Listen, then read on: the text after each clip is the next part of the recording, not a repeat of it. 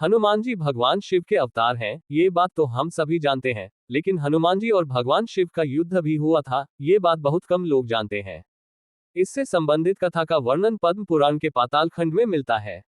आज हम आपको इस बारे में बता रहे हैं। आप सभी से निवेदन है कि वीडियो को लाइक जरूर करें। जब श्री राम ने अश्वमेध यज्ञ किया तो यज्ञ का घोड़ा घूमते घूमते देवपुर नाम के नगर में जा पहुंचा। उस नगर के राजा का नाम वीरमणि था। वीरमणि भगवान शिव का परम भक्त था, इसलिए देवपुर की रक्षा स्वयं भगवान शिव करते थे।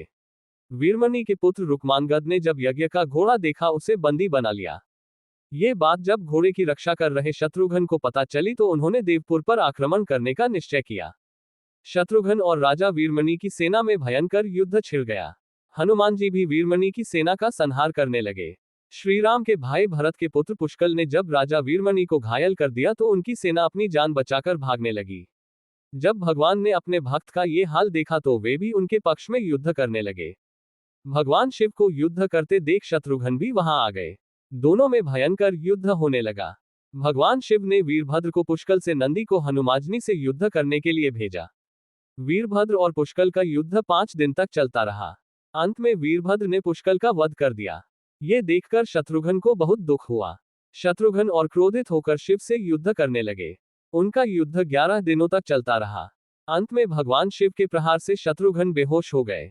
ये देख हनुमान जी स्वयं शिव से युद्ध करने लगे। हनुमान जी ने शिवजी से पूछा कि आप तो राम भक्त हैं, तो फिर हमसे युद्ध क्यों कर रहे हैं? शिवजी ने कहा कि मैंने राजा वीरमणि को उसके राज्य की रक्षा करने का वचन दिया है, इसलिए मैं युद्ध करने के लिए बाध्य हूं। इसके बाद हनुमान जी और शिवजी के बीच भयंकर युद्ध होने लगा। हनुमान जी के पराक्रम से प्रसन्न होकर शिवजी ने उनसे वरदान मांगने को कहा। तब हनुमान जी ने कहा कि इस युद्ध में भरत के पुत्र पुष्कल मारे गए हैं और शत्रुघ्न भी बेहोश है।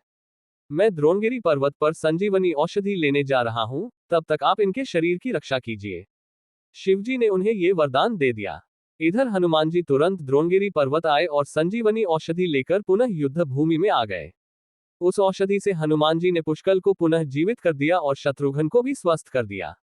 शत्रुघ्न और शिवजी में फिर से युद्ध होने लगा। जब शत्रुघ्न किसी भी तरह से शिवजी से नहीं जीत पाए तो हनुमान जी ने उनसे श्रीराम को याद करने के लिए कहा। शत्रुघ्न ने ऐसा ही किया। श्रीराम तुरंत युद्ध भूमि में प्रकट हो गए। श्रीराम को आया देख भगवान शिव भी उनकी शरण में चले गए और वीरमणि आदि योद्धाओं से भी ऐसा ही करने को कहा। वीरमणि ने यज्ञ को घोड़ा भी श्रीराम को लौटा दिया और अपना राज्य भी उन्हीं को सौंप दिया। इस तरह वही युद्ध समाप्त हुआ। वीडियो अच्छा लगा हो तो चैनल को सब्सक्राइब करें।